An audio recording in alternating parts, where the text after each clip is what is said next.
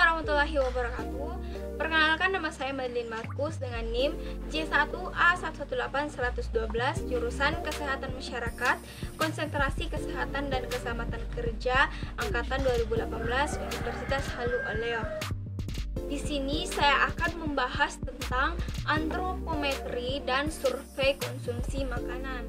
Jadi di video ini saya akan menjelaskan tentang apa itu antropometri, pengukuran antropometri, dan survei konsumsi makanan, itu Futrikal 24 jam dan semi FFT. Ya, yang pertama yaitu antropometri. Jadi antropometri berasal dari kata antropos dan metros. Antropos artinya tubuh dan metros artinya ukuran. Jadi antropometri adalah ukuran tubuh. Antropometri sebagai indikator status gizi dapat dilakukan dengan mengukur beberapa parameter. Parameter adalah ukuran tunggal dari tubuh manusia, antara lain umur, berat badan, tinggi badan, lingkar lengan atas, lingkar kepala, lingkar dada, lingkar panggul, dan tebal lemak di bawah kulit. Nah, di video ini saya akan membahas tentang pengukuran antropometri hanya beberapa parameter saja, yaitu tinggi badan, berat badan, indeks massa tubuh, dan lingkar lengan atas. Nah, alat dan bahan pengukuran antropometri.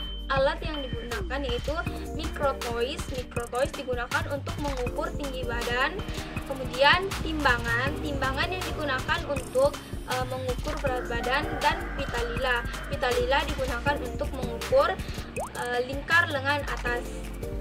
Bahan yang dibutuhkan yaitu orang yang akan diukur atau responden yang akan menjadi sampel pengukuran. Nah, cara pengukuran antropometri yang pertama yaitu berat badan. Cara mengukur berat badan: posisi pasien di atas timbangan. Geser bandul sesuai berat pasien sampai posisi jarum seimbang. Perhatikan posisi kaki pasien tepat di tengah alat timbangan, tidak menumpu pada salah satu kaki. Sikap tenang, jangan bergerak-bergerak, dan kepala tidak menunduk memandang lurus ke depan. Kemudian baca dan catat berat badan pada status. Lalu selanjutnya minta pasien untuk turun dari alat timbangan. Nah, untuk mengukur tinggi badan, cara yang perlu dilakukan yaitu meminta pasien melepaskan alas kaki, topi, dan segala bentuk aksesoris yang dipakai oleh pasien pada saat ingin mengukur agar tidak mempengaruhi hasil pengukuran. Nah, pastikan alat geser berada di posisi atas. Pasien diminta berdiri tegak persis di bawah alat geser. Posisi kepala dan bahu bagian belakang atau punggung, pantat, betis, dan tumit menempel pada dinding tempat mikrotois dipasang. Pandangan lurus ke depan dan tangan dalam posisi tergantung bebas. Nah, gerakan alat geser sampai menyentuh bagian atas kepala pasien. Pastikan alat geser berada tepat di tengah kepala pasien.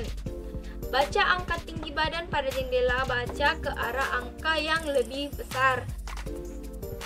Pembacaan dilakukan tepat di depan angka atau skala pada garis merah sejajar dengan mata petugas.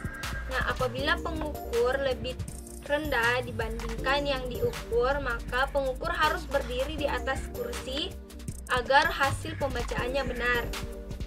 Pencatatan dilakukan dengan ketelitian sampai satu angka di belakang koma. Nah, selanjutnya yaitu indeks massa tubuh. Jadi perhitungan indeks massa tubuh dapat kita hitung melalui rumus di samping. Jadi indeks massa tubuh sama dengan berat badan dalam kilogram dibagi tinggi badan dalam meter dikali tinggi badan dalam meter. Nah, seperti yang kita lihat pada tabel di samping, nilai indeks massa tubuh apabila 18,4 ke bawah itu artinya berat badan kurang. Nah, apabila 18,5 sampai 24,9 artinya berat badan yang ideal.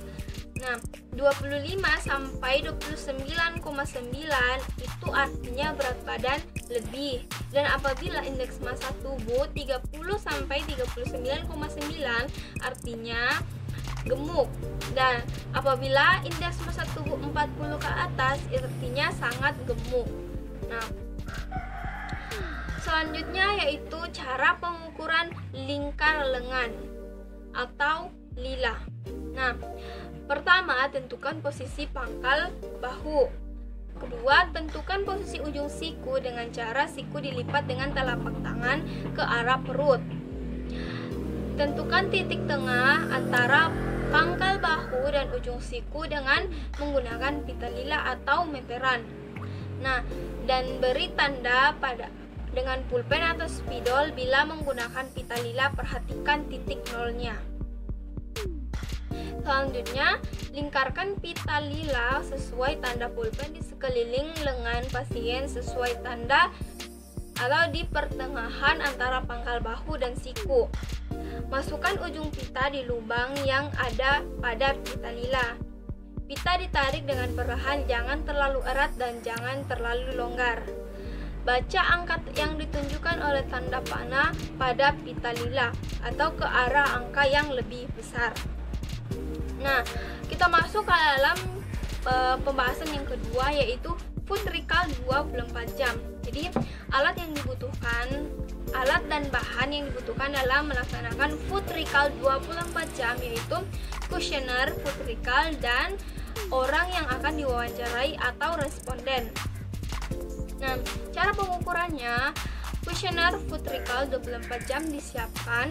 Responden diminta untuk menceritakan semua yang dikonsumsi oleh bayinya selama 24 jam yang lalu atau kemarin secara detail. Nah, kuesioner foot recall 24 jam dapat juga diajukan kepada setiap orang sesuai dengan responden yang kita pilih, entah itu bayi, anak-anak, orang dewasa ataupun remaja. Nah, setelah itu hasil recall dicatat. Nah, masuk ke dalam Food Frequency Questionnaire atau FFQ. Nah, alat yang dibutuhkan dan serta pengukurannya yaitu kuesioner semi FFQ dan bahannya sama, yaitu orang yang akan diwawancarai atau responden. Nah, cara pengukurannya, kuesioner food frequency disiapkan. Nah, kemudian ditanyakan kesediaannya untuk menjawab responden. Nah, responden diwawancarai sesuai pedoman kuesioner yang telah disediakan. Pada saat wawancara dilakukan pula pengamatan secara langsung mengenai kondisi fisik atau klinis dari orang yang diwawancarai atau dari responden.